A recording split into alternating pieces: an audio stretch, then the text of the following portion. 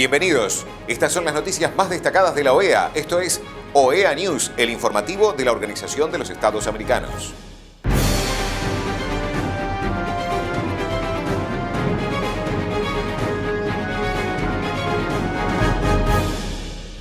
Es momento de compartir los títulos de las noticias más importantes que vamos a estar brindando a ustedes. Venezuela, censura brutal en opinión de Francisco Guerrero Aguirre. Consejo Permanente de la OEA conmemoró el Día Internacional de los Pueblos Indígenas. Facilitadora Judicial de Paraguay nos comparte su experiencia. Tercer encuentro regional, diálogo de las mujeres lideresas de las diásporas en América Latina y el Caribe. El secretario para el fortalecimiento de la democracia de la OEA, Francisco Guerrero, compartió su colaboración en el periódico mexicano Excelsior sobre Venezuela y la censura brutal. Queridas lectoras y lectores de Excelsior, como cada semana, en Punto de Equilibrio, este espacio de reflexión sobre el futuro de la democracia, tenemos que seguir hablando de lo que sucede en Venezuela. El proceso electoral se llevó a cabo el pasado 28 de julio, han transcurrido ya 16 días y seguimos sin conocer a las actas que sustentan este resultado que eventualmente dio el Consejo Nacional Electoral, que declaró que Nicolás Maduro había sido el triunfador en la contienda. Por supuesto, ante lo inverosímil de esta versión, la comunidad internacional ha insistido en que se presenten las actas correspondientes y seguimos todavía esperando esa situación. Esto se acompaña, por supuesto, de la tortura, de la represión que se lleva a cabo en las calles y una cosa también que estamos viendo de manera novedosa. Esto es, esta guerra que se ha declarado contra las redes sociales, contra estos espacios que utiliza la gente para comunicarse y particularmente Nicolás Maduro ha sido muy duro en sus expresiones en contra de Elon Musk, el dueño de la plataforma X, quien por cierto ha solicitado al presidente Maduro que esta plataforma sea suspendida durante un número de días. De igual forma, se ha expresado en contra de Jeff Bezos y del millonario George Soros, es decir, la teoría de la conspiración que construye el régimen trata de ocultar lo que verdaderamente sucedió en el proceso electoral venezolano. Este tipo de censura lo único que hace es quitar elementos, quitar mecanismos, quitar armas a los ciudadanos para que se puedan comunicar, para que puedan externar su punto de vista. Y como sucede en todos los regímenes totalitarios, cuando se decreta este tipo de censura brutal, lo único que se busca es desmovilizar el derecho legítimo que tienen las personas a la protesta, el legítimo derecho que tienen a exigir sus derechos políticos. Resolver el asunto de Venezuela y romper este ciclo tan negativo que permite que se lleve el fraude y después la comunidad internacional se conforme, es el objetivo de los próximos días y seguiremos atentos a lo que ocurre en Venezuela. Presentación de la embajadora de México ante la OEA, Luis Elena Baños, en el Consejo Permanente para conmemorar el Día Internacional de los Pueblos Indígenas y la Semana Interamericana de los Pueblos Indígenas. Gracias, señor presidente. En el marco de la celebración de la 7ª Semana Interamericana de los Pueblos Indígenas, a fin de contribuir a la valoración de la enorme riqueza y aportaciones de los pueblos indígenas a nuestra región, tengo el honor de referirme a uno de los esfuerzos históricos de nuestros países, en particular de México, a favor de un mayor conocimiento, capacitación y aprecio del patrimonio indígena interamericano. En 1938, durante la celebración de la 8ª Conferencia Panamericana, nuestros estados tomaron la decisión histórica de acoger dentro del panamericanismo hemisférico al movimiento indigenista continental por medio de la creación del Instituto Indigenista Interamericano, que sería el custodio y promotor de este valioso patrimonio cultural interamericano. La Conferencia Panamericana mandató realizar un Congreso Continental de Indianistas que debía analizar la conveniencia de establecer este instituto y fijar los términos de su organización, instalación y funcionamiento. El 17 de abril de 1940, dicho Congreso Continental tuvo lugar en Pátzcuaro, Michoacán, en México, después de que Bolivia amigablemente cediera la organización de este evento a mi país. México estaba inmerso en su propio proceso indigenista durante el gobierno de Lázaro Cárdenas. Tata Lázaro, como fue bautizado por los purépechas, pueblo indígena fundador de Pátzcuaro, Recibió con enorme entusiasmo esa oportunidad que coincidía con el proyecto postrevolucionario mexicano que pretendía corregir las causas estructurales históricas de injusticias sociales atávicas y gestionar el gran desafío de la plena integración de los indígenas a la nación mexicana.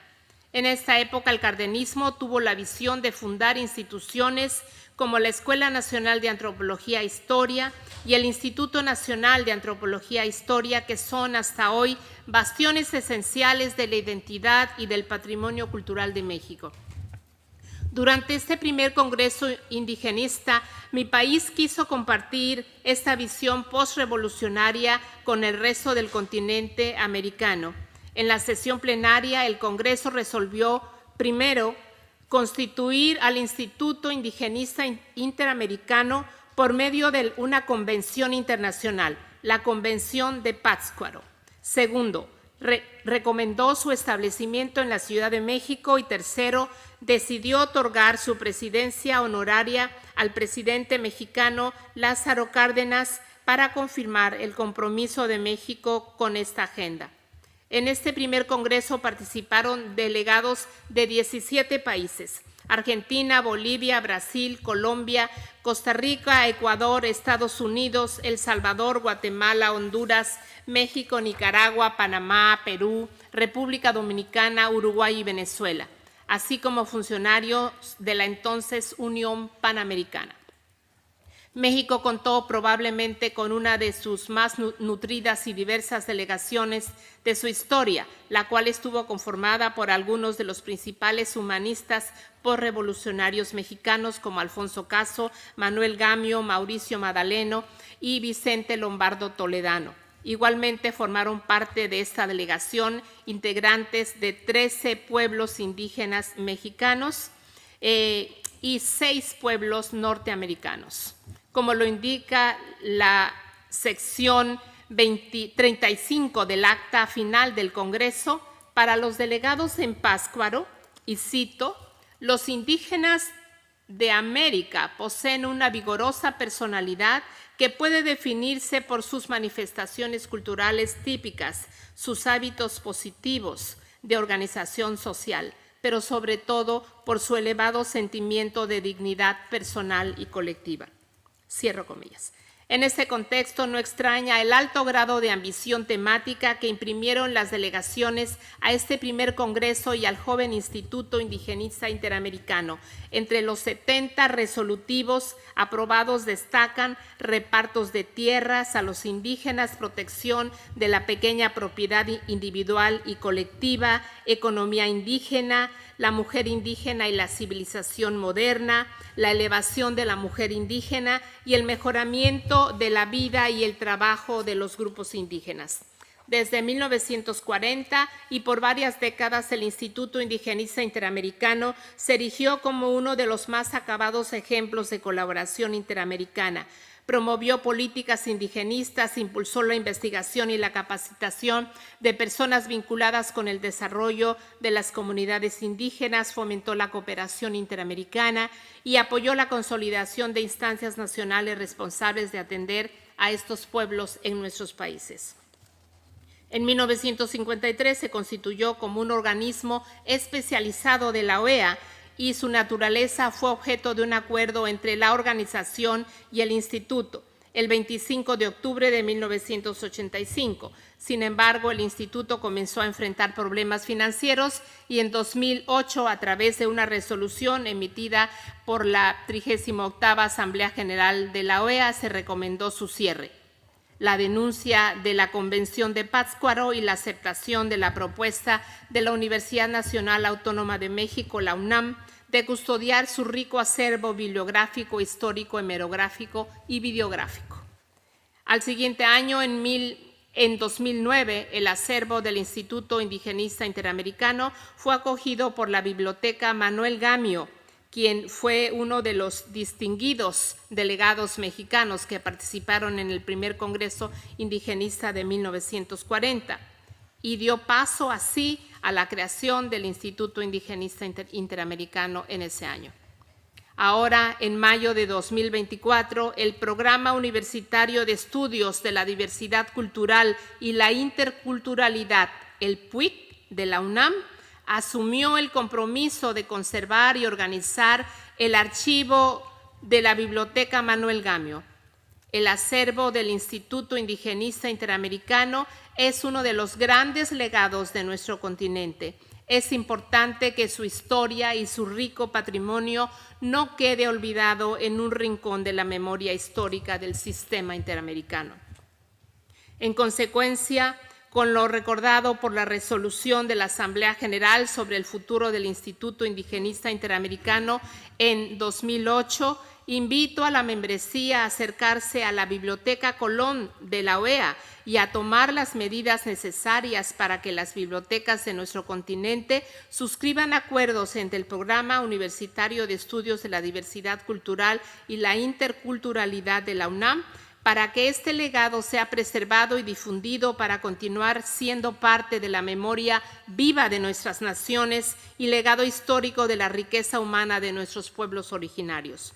Los invito ahora a que veamos el video titulado La Biblioteca Manuel Gamio de la UNAM y los pueblos indígenas de América, elaborado por el PUIC, que alberga más de 30,000 documentos que a lo largo de la existencia del Instituto Indigenista Interamericano reunimos a través de la cooperación entre nuestros países y que están disponibles en la UNAM para su consulta. La UNAM, como ustedes saben, es la universidad más importante de México. Gracias, señor presidente. Teresa Sosa, facilitadora judicial de Paraguay, nos comparte su experiencia colaborando con la justicia de su país. En estos 12 años de experiencia como facilitadora judicial es maravillosa. ¿El por qué? Porque hay un antes y después. Anteriormente, la gente venía junto a mí suplicándome de todas sus necesidades, ya sea de conflictos como vecinales, conflictos entre vecinos. Habían niños maltratados, mujeres golpeadas. También había niños que ni siquiera tenían la cédula de identidad. Y en una ocasión yo tengo y hasta ahora lo tengo, un amigo de San Juan Nepomuceno, que es el director de identificaciones. Es solicitado una jornada para ellos de cedulación y así poder lograrlo todo para que esos niños y también algunos adultos tuvieran todos los documentos de identidad. Y hoy puedo decir que mi comunidad se encuentra en paz, en armonía, el 80%.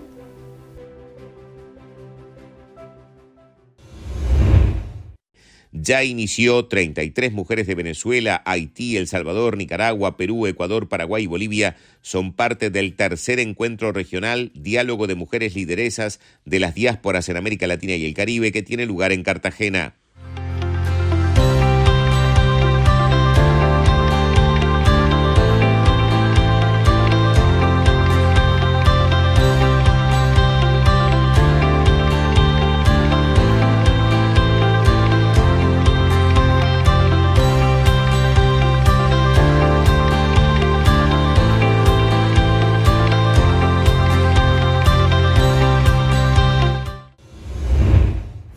Estas han sido las noticias más relevantes de la OEA, la Organización de los Estados Americanos. Esto ha sido OEA News. Nos reencontramos en la próxima jornada.